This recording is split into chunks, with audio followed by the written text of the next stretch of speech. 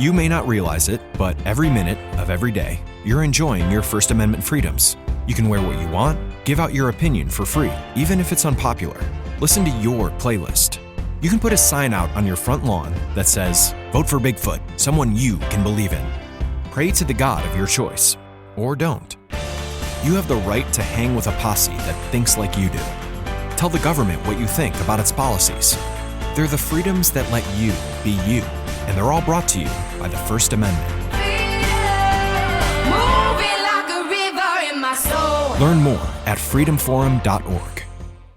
In Florida, a woman is arrested after ordering her Rottweiler to maul a 9-year-old girl to death. In Oregon, the remains of missing nurse Melissa Jubane have been found and an arrest has been made. And the father of a Utah police officer is accused in her murder. These stories and more coming at you today, Thursday, September 12th on Real Life, Real Crime Daily. And I'm Jim Chapman. And I'm Woody Overton. Y'all hear that? I hope we didn't hear it. I think we might be hearing it this time. You know, hurricanes are so funny, bro. Back working them, even in corrections and in uniform patrol and detectives, and especially in law enforcement, you had to gas up your vehicles and you get prepared.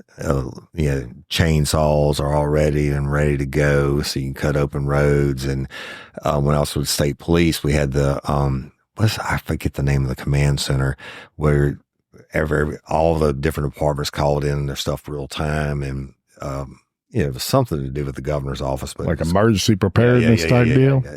But we did drills on it like throughout the year, like twice a year before hurricane season, and it's just always just an ultimate shit show. Yeah, I mean it's very unpredictable, but a lot of times they just like the last one that hit us, Ida, and I took my dogs to the country place because I figured. They said it was coming further that way, right? And I put my family in the home in Marpole, no trees on the island, and the fucker turned at the last second and went right over to the island of Marpole and destroyed the home. And the Katrina is supposed to hit New Orleans, and at the last second it turned and hit the Mississippi coast. And it's common misconception that, I mean, certainly there was damage and everything in New Orleans. Oh, sure. But the real problem came when the levees broke. Yeah. After the storm had passed, right? You just never know what's going to happen. Hopefully, I don't want shit on anyone else, but hopefully some of this just disappears. Yeah. But probably right now we're sitting. And that's happened. I mean, believe it or not, people, there's been some that they're a hurricane all the way to where they almost about to go on land, and then it's like they become little 30 mile an hour or hopefully lows. Hopefully this is a non-issue, non-event, and hopefully you have power right now and you're listening to the podcast. That's right. If not, charge your shit so you can listen to it anyway, right? Nothing else better to do, right? Catch up on past episodes. We're gonna get down to some true crime time for Hurricane Thursday. That's right. And we're gonna start out in Florida. And police in Florida have arrested a woman they believe may have directed a dog to maul and kill her ex-boyfriend's 9-year-old daughter. Tyshell Martin, 34, has been charged with first-degree murder, aggravated child abuse, and child neglect. This according to the Lake County Sheriff's Office. She was taken into custody and booked into the Lake County Jail. The horrific incident occurred when emergency personnel were called to treat an unresponsive child at a home in Monteverde, Florida, I believe is how that's pronounced, Montverde. When paramedics arrived, they found Jamaria Sessions, the daughter of Martin's boyfriend, bloodied and wounded. The girl was pronounced dead shortly after EMS workers arrived on the scene. Martin told deputies that she woke up that morning ready to take a family trip to California when she discovered Sessions unresponsive. EMS workers noted bruises, bite marks, burns, and other damage to Sessions' body when they examined her, and a preliminary medical examiner's report suggested her various injuries were consistent with abuse. When the girl's father, Lejeune Sessions, arrived at the scene, investigators noticed he appeared to be in disbelief, as he had thought his daughter had traveled to California to visit family after Martin had sent him a text saying that her mother, Torcia, had taken Sessions out to California. Lejeune was unable to travel with his daughter because he was on a felony probation conviction. He told investigators that he and Martin had been having arguments more frequently, which led to their breakup and Lejeune moving back with his mother. Deputies obtained a search warrant and were able to pull surveillance footage from security cameras at the home. After reviewing the footage, police said they discovered Martin had held the leash of the family's Rottweiler and gave it instructions while it mauled the little girl. The footage was captured 2 days before the girl's body was discovered. Martin was later seen allegedly kicking, shaking, and dragging the child's body across the floor. Investigators noted that Martin may have said, "I'm fixing to kill her."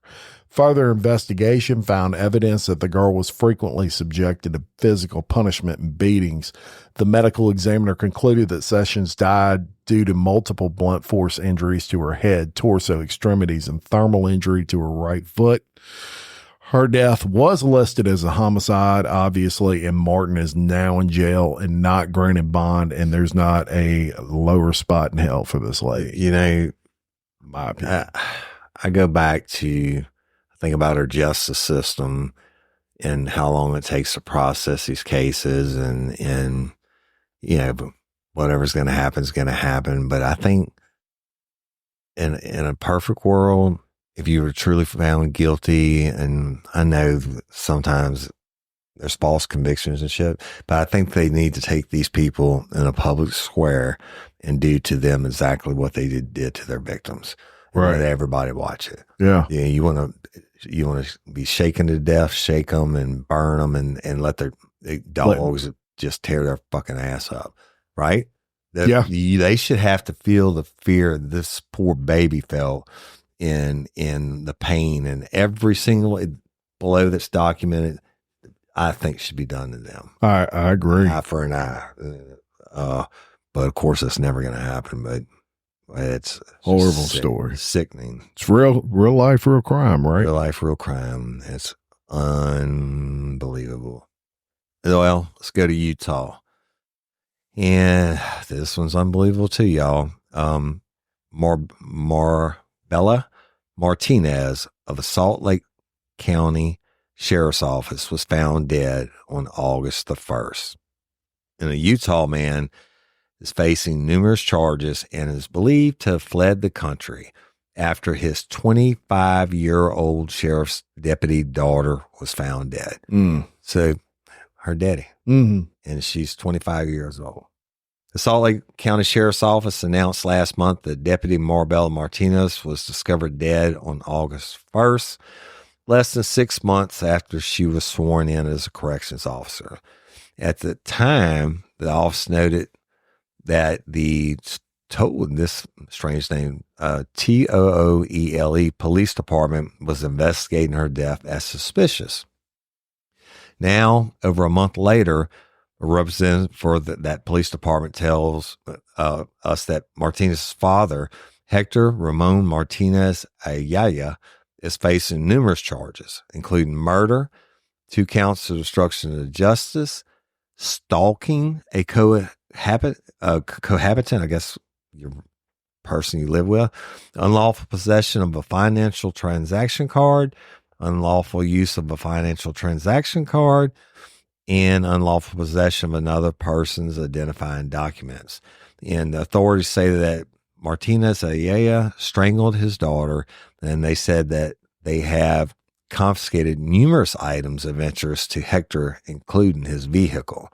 And Martinez was initially discovered by police after 8 a.m. on August the 1st when they responded to a welfare check.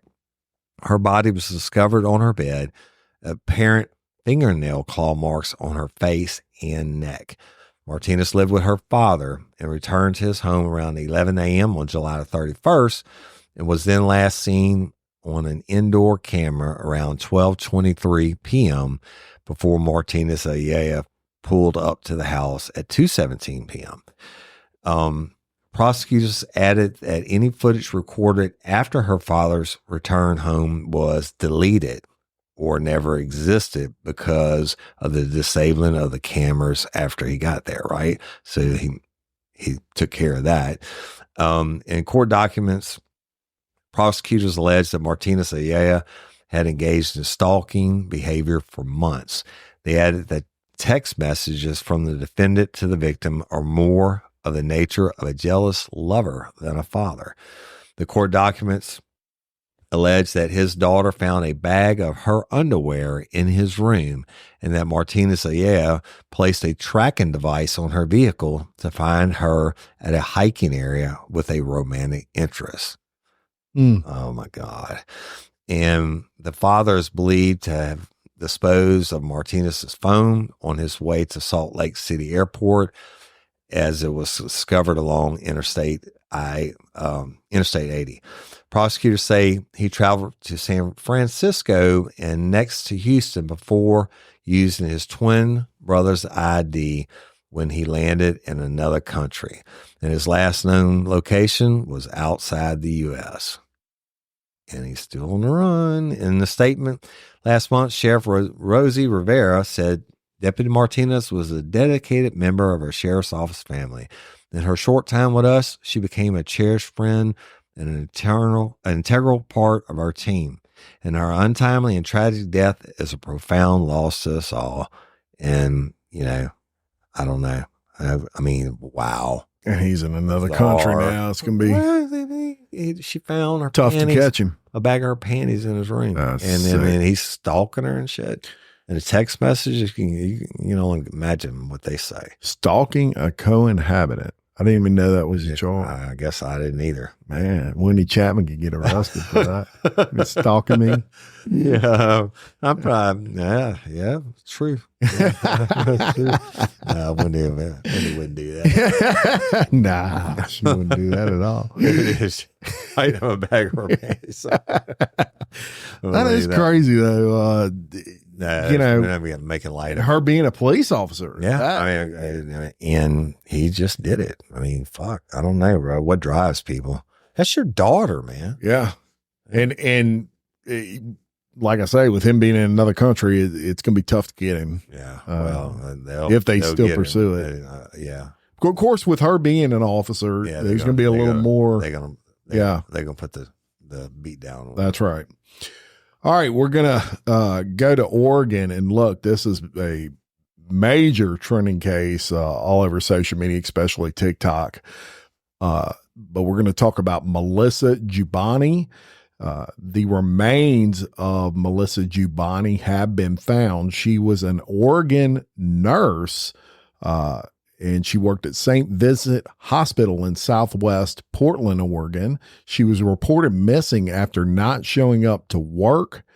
But as I said, her remains have been found, and her neighbor has actually been charged with her murder.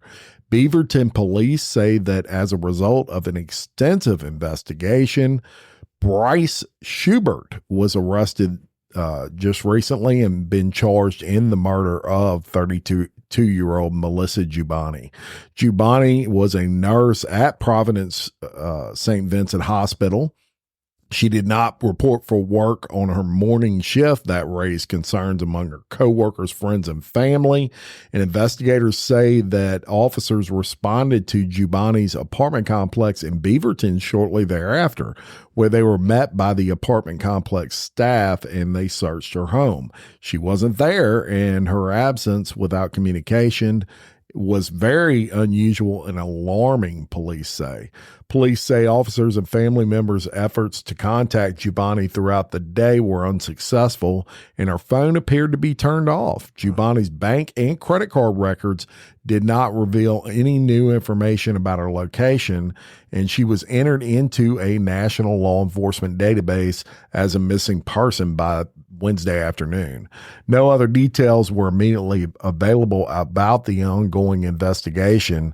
And Beaverton police are saying they must withhold further details to preserve the integrity of that investigation, but they have arrested her neighbor. I wonder what put him on his trail. I'd be curious to know. I don't know, but you always say everybody's on camera. Everybody's on camera. Maybe every story 100 times a day this week seems like they had a camera involved, so maybe they had a camera caught them going over there or something.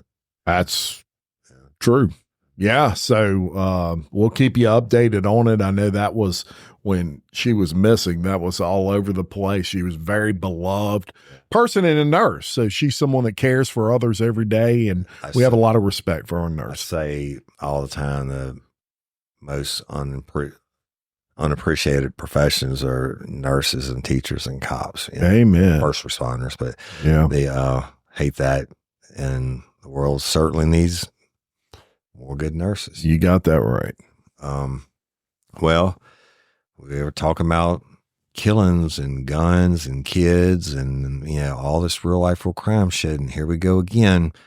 A Maryland student, 15, shot and killed in high school bathroom. And they got a 16-year-old suspect custody. Jesus Christ. Right? So a 15-year-old student in Maryland is dead after he was killed by a fellow student in their high school bathroom. The incident occurred at Joppa Town High School in Joppa, Maryland on Friday, September the 6th. This according to Harford County Sheriff Jeff Gaylor. The shooting took place in a first-floor men's bathroom. After the initial shooting, the suspect left the bathroom and left the school. That's what the sheriff is saying, y'all. Other individuals in the school brought the victim out into a hallway where he was immediately attended to by nurses as part of the public school system. Within the first 2 minutes, we had our first response deputy on the scene. The sheriff's continuing. Within 15 minutes, more than 100 police officers were here from all our local partner agencies. And the 15-year-old was airlifted to a trauma center in serious condition, and the suspect, a 16-year-old student who is believed to have fired a single shot, was apprehended within minutes after fleeing. And the sheriff noted that it was the suspect's first day at the school, although the district is 4 days into the school year. So I guess he's playing hooky. Always did that my first week of college. I never went to class, but he said that authorities are not allowed to talk to the suspect, but have sufficient information that he will be charged in association with the shooting without the need to be interviewed, which means they have witnesses. Overwhelming evidence, if you will. But again, that investigation is ongoing. The Harford County Sheriff's Office confirmed that the shooting was an isolated incident. And, another senseless killings. The sheriff confirmed that the 15-year-old was identified as Warren Curtis Grant had died. And he said the family was just notified within the last half hour at the hospital. And he confirmed that the suspect has yet to be charged, but will be charged, and the suspect's name has not been released. Must have been a pistol, huh? Yeah, single shot. Yeah, I mean, I don't know. I didn't say, but I'm certain. I'm going to imagine if he was getting in the bathroom with it. And, it's crazy, and kids' first day at school, you kids in school, and just shot another one in the bathroom. Lives ruined. Lives ruined forever, bro. It's not the way to deal with your problems, for sure. I don't know what you do. Well,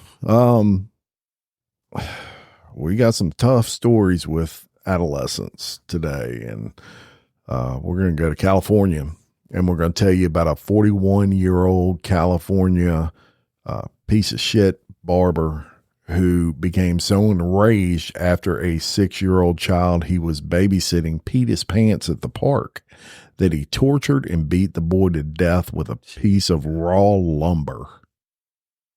Yeah, Earnest Lamar Love is facing murder, torture, and child abuse charges in the death of Chance Crawford in Placentia, which is about 35 miles southeast of Los Angeles.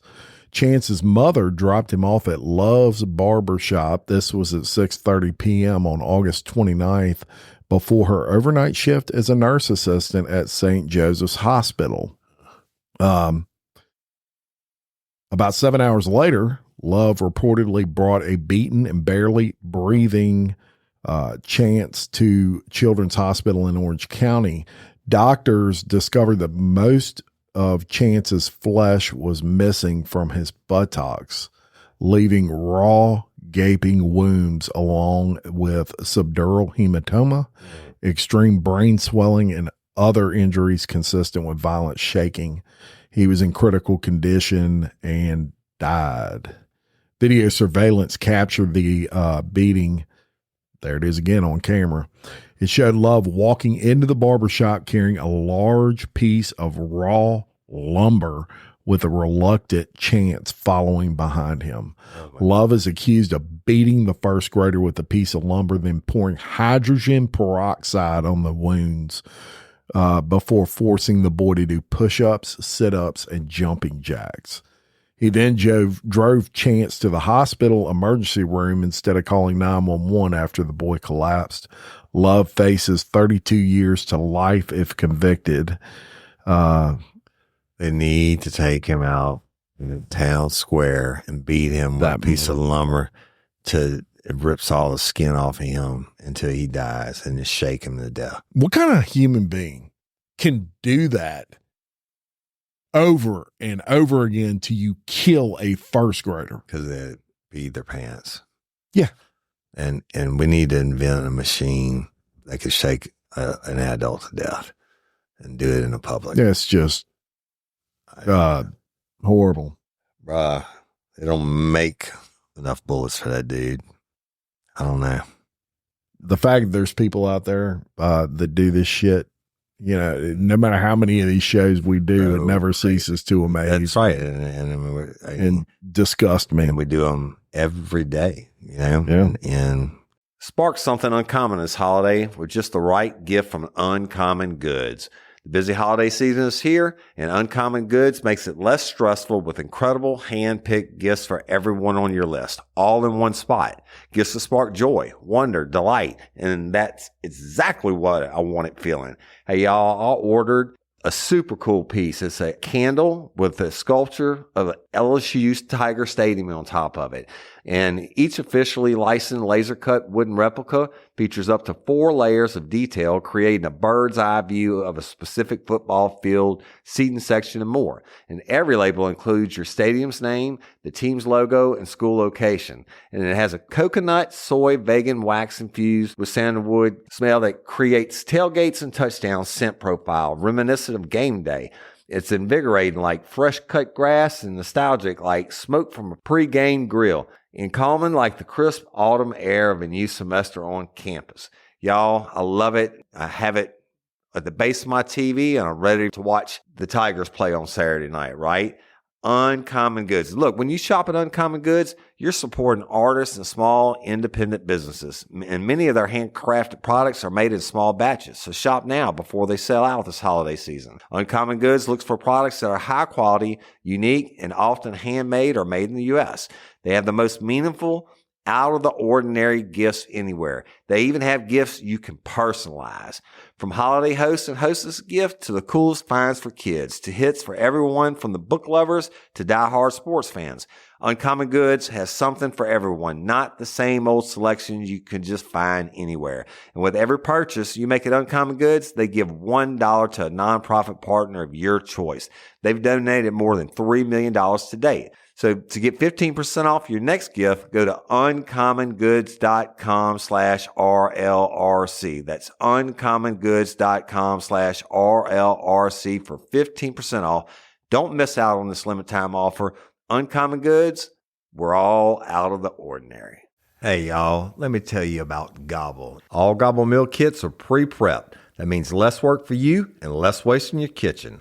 Their meal kits include everything you need so you can save time at the store or just skip that trip entirely. I got the box in and I had 3 different meals. I had a Kung Pao chicken, crispy fish tacos, and a beef bourguignon, however you say it. But let me tell you about the classic beef bourguignon. Look, it came with beef pot roast and a beef broth concentrate, red wine demi-glaze, cremini mushrooms, cipollone onions, mashed potatoes, baby carrots, and rosemary thyme butter. It was so easy to make. Literally like 15 minutes it took Cindy. And let me tell you something, and all the dishes were fire, but this thing was like a taste explosion in my mouth. It's just unreal. We've got to spend more time together and more time doing the things we love because everything came in this one single box right to my door. So see what a difference Gobble will make for your household.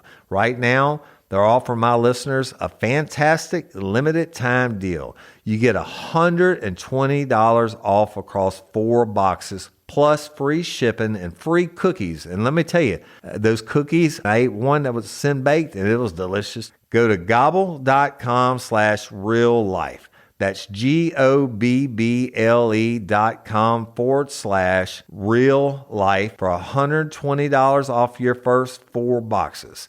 This offer is not available on the home site, so don't miss out. This is genius. It's taste explosions in your mouth like you never had. Absolutely crazy, bro. It's talking about another shitbag in a former science teacher, right? Here we go.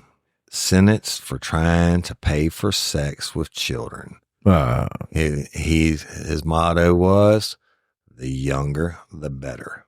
So Sean Stevenson, 58, was arrested last October after he showed up to the planned encounter with to have sex with a kid with $140 in cash.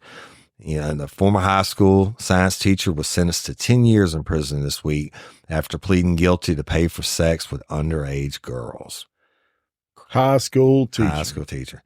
The Department of Justice press release said the former University City High School science teacher, Sean Stevenson, was sentenced Thursday, September the 5th, after pleading guilty. Stevenson, 58, was arrested last October by an undercover officer. The DOJ said that Stevenson was arrested after he believed he succeeded in setting up a meeting to have sex with a 16-year-old girl through another individual. Instead, the individual that Stevenson was texting was actually an undercover officer who arrested him upon meeting him, right? Mm. And the DOJ said that Stevenson had texted the undercover officer a number of incriminating messages, including, I don't suppose you know, in younger girls, any young girls I could pay you a premium for. I pay you a finder's fee, and I pay her. The younger, the better. Oh my. And just keep it in mind if you come across any high school age girls, right? Crazy. The Justice Department said that when the undercover officer suggested an 18-year-old girl for Stevenson to meet up with, the 58-year-old man replied, not young enough, right? Oh, my God. So the authorities began investigating Stevenson following the April 2023 arrest of a pimp and a sex worker in a separate case. And according to the Justice Department, Stevenson had $140 in cash with him in his car when he was arrested last October. When he arrived, for what I told y'all, he thought he was meeting a 16-year-old girl. And once he's released from prison, he must register as a sex offender and be placed on supervised release for 15 more years. Not enough. I don't know. They tried to, his defense attorney tried to say in a sentencing hearing that he is immensely remorseful for his conduct underpinning in this case and has accepted the fact that his life as he knew it, including his career and a significant amount of his freedom, is over. Oh, poor pitiful him, right? He says, I'm horrified by my actions, and I will be happy to participate in any programs that the government deems necessary.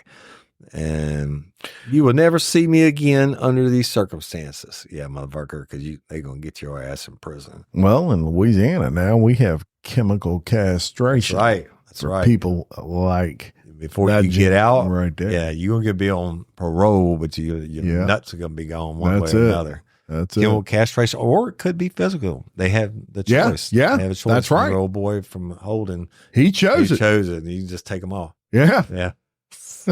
Fucking idiot. All right, we're going to go to Troup County, Georgia. Troup County? It's a county I was not familiar with. Either. I like the name though, Troup County.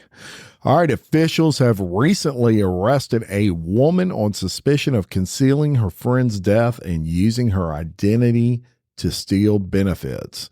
According to the Troup County Sheriff's Office, on the morning of December 6th of 2007, that's 17 years ago, deputies responded to the corner of Whitfield and Stitcher Roads where they found a body in a burning black bag. The hands, the feet, and the head were reportedly missing. So only the torso and the legs, I guess. The evidence. Investigators submitted DNA to Innovative Forensic Investigations in Gene by Gene Laboratories. This was in 2023 for analysis and genetic genealogy testing. The results were then sent to the Georgia Bureau of Investigation Crime Lab for comparison. As a result, the Sheriff's Office said that on December 13th of 2023, investigators positively identified the victim as 24-year-old Nicole Alston of Manhattan, New York. According to deputies, family members informed officials that Alston had left New York with her friend, Angel Thompson, to move to Atlanta, and they last heard from the victim in late November of 2007. Authorities said Thompson was wanted in New York at the time for theft and identity fraud. Deputies allege that after the discovery of Alston's remains, Thompson began identifying herself as Alston, and for nearly 8 years collected supplemental Social Security benefits, food stamps, and Section 8 housing, all while posing as the victim.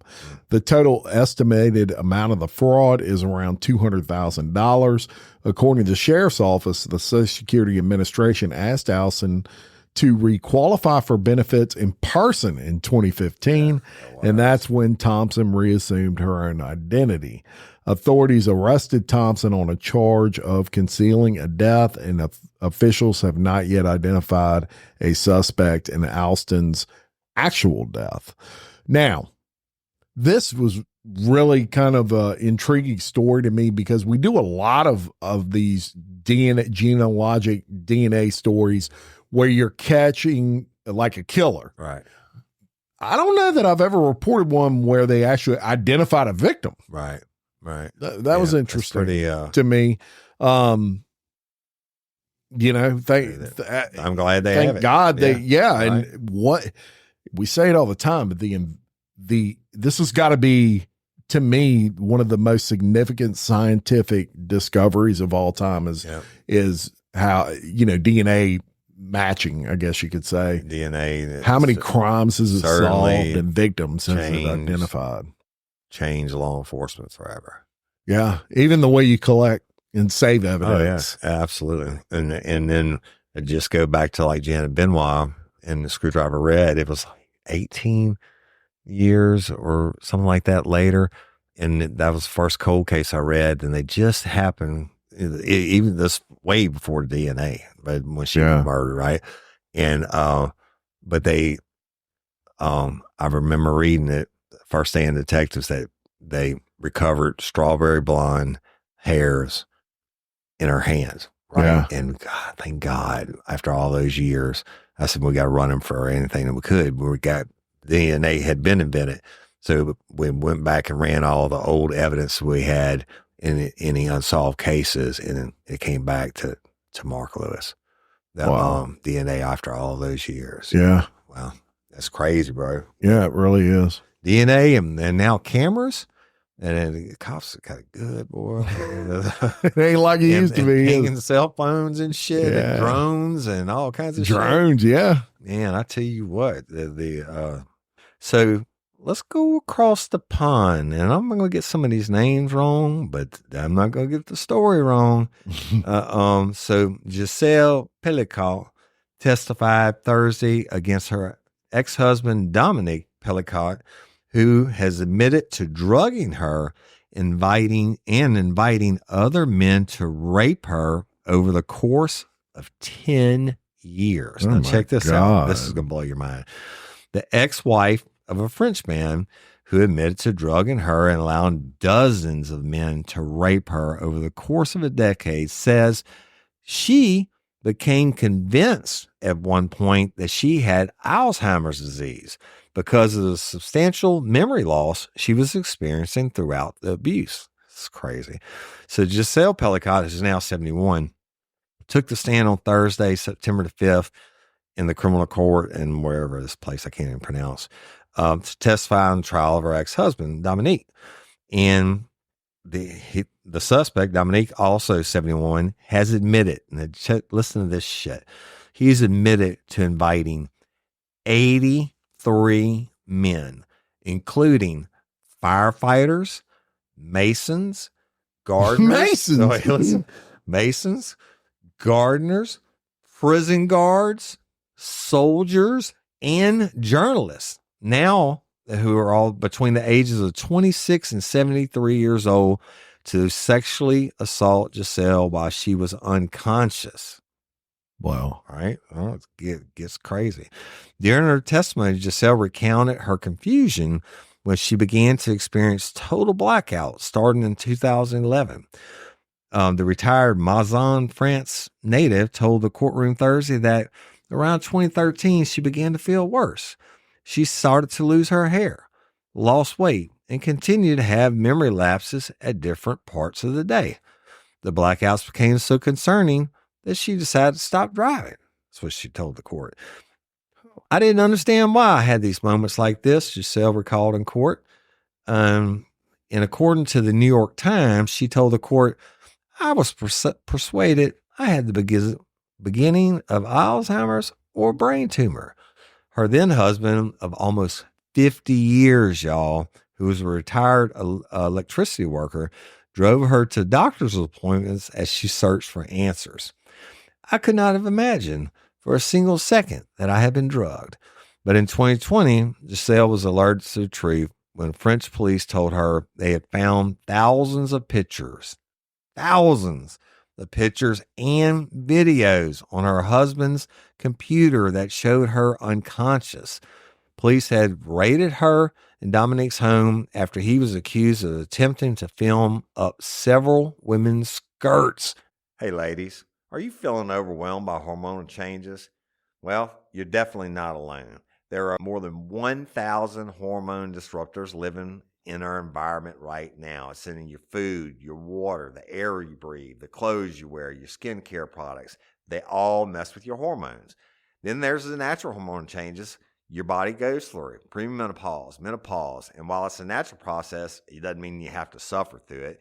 The good news is you don't have to suffer through it anymore, because now you have Hormone Harmony, a formula made only with herbal ingredients that are shown to reduce hormonal symptoms in women of all ages. Hormone Harmony is not just a hormone support and supplement. It's become a phenomenon.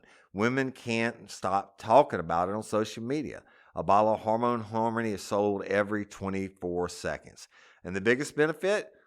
Well, my wife says it makes her feel like her own self again. And that's what women mention over and over in the reviews. And there are over 30,000 reviews for Hormone Harmony. And for a limited time, you can get 15% off your entire first order at happymammoth.com. Just use code RLRC at checkout. That's happymammoth.com and use code RLRC for 15% off today. That's happymammoth.com and use code RLRC. Hey, y'all. Changing my wardrobe from summer to fall, it's never easy. Luckily, Quince offers timeless and high-quality items I adore, ensuring my wardrobe stays fresh and I don't blow my budget. And there's nothing easier than going to Quince and choosing these high-quality items, like cashmere sweaters from $50, pants for every occasion, washable silk tops, and so much more. The best part? All Quince items are priced 50 to 80% less than similar brands.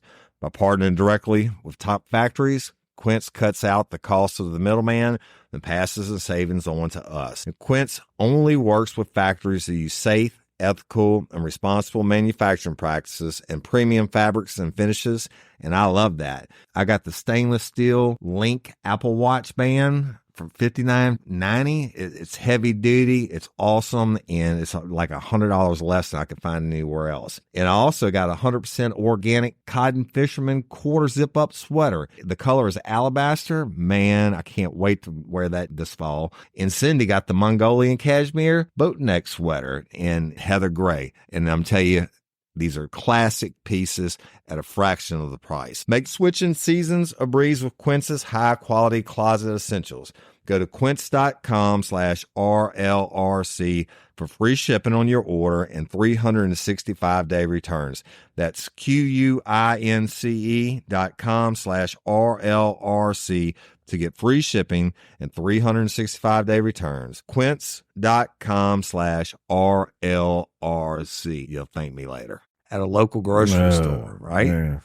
And according to the Times, French laws allow for women to seek justice for such alleged crimes in private instead of a trial playing out in public. I think that's actually a pretty genius idea.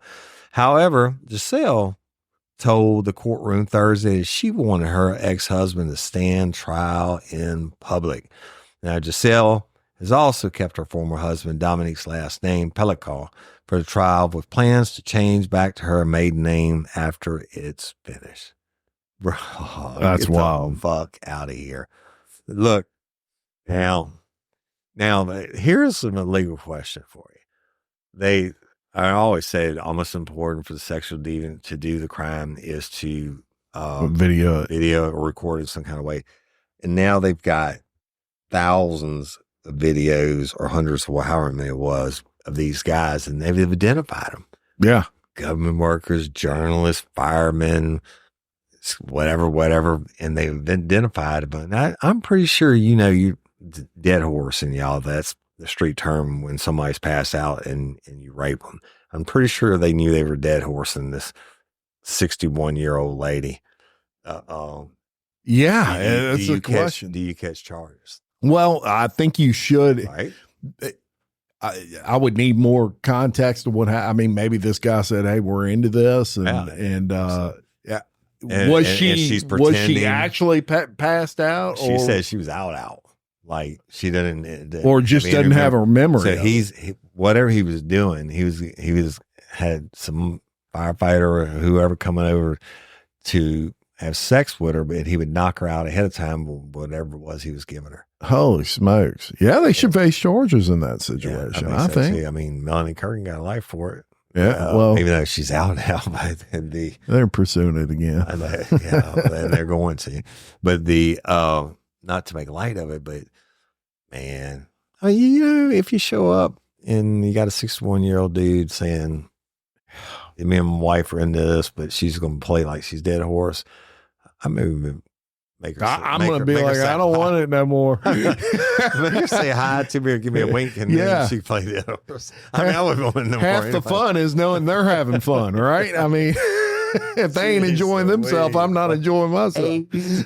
81 people, and this asshole gets caught because he's up. That's what they call it, upskirting women, filming up women's dresses in a store, and goes back and they search the computer and they find all that shit. Yeah, that's it. As the world turns. Well, we're gonna lighten it up a little bit. How about that? All right. And I'm going to tell you about, when people, I guess you get upset with somebody, people react differently. And I'm going to tell you about Dr. Giovanni Balla.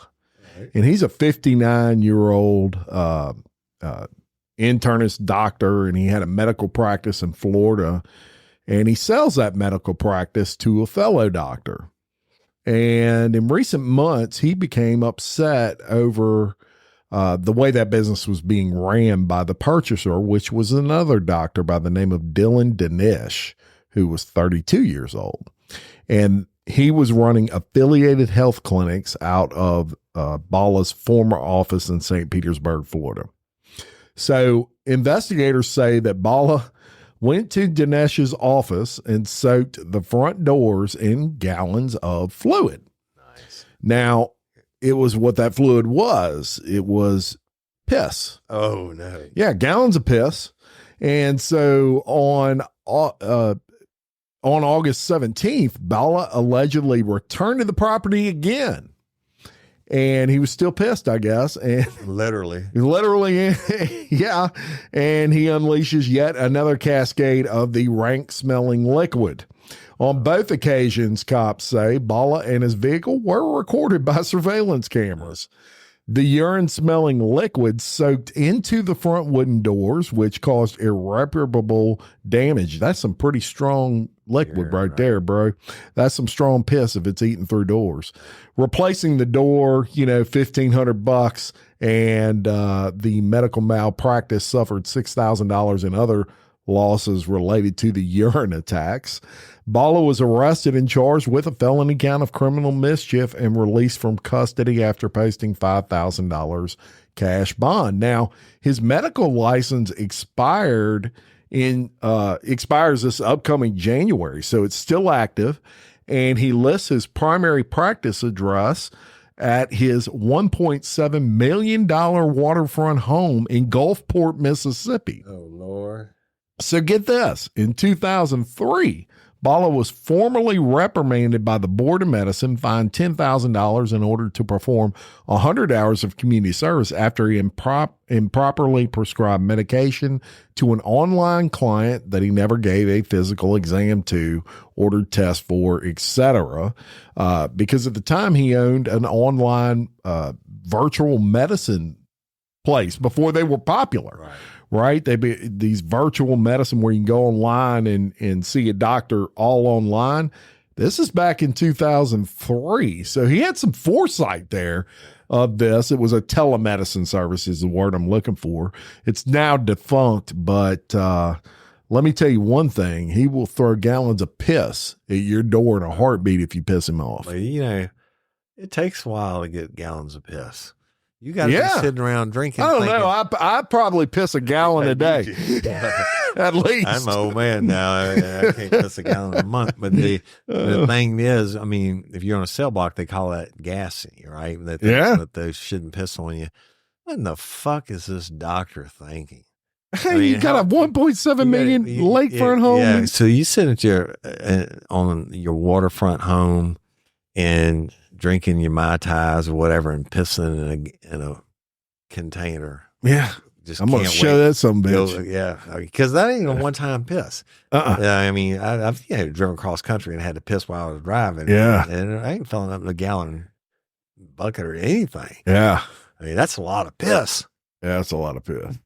Look, and I guess it's better than I'm going to go shoot him. I'd rather someone want to throw piss on the door than shoot and kill someone. But still, come on, Doc. Doc is off his fucking meds, evidently. Yeah. Don't mess with him. That happens like that. He'll gas you in a heartbeat. Found another way to make a living. That's it. I guess he could have done it. Well, we hope y'all are all safe, and we hope we're all safe from the hurricane. Yeah, right. Because we're pre-recorded. Hope we're not sitting in the dark and the heat. This morning and yesterday morning, it was nice and cool outside. Oh, it felt good. It felt so great. You know what happened? Okay, the hurricane come through, it'd be hotter than fuck. Oh yeah, it's all sticky. So hot. Yeah. It'd go back up to 99 degrees in September, and you'd be sitting there sweating your well, sweating your ass off. Yeah. With no electricity. Yeah. Ain't no doubt about it. I hate it. And I hope y'all stayed safe. I don't know. That's it. That's going to suck regardless.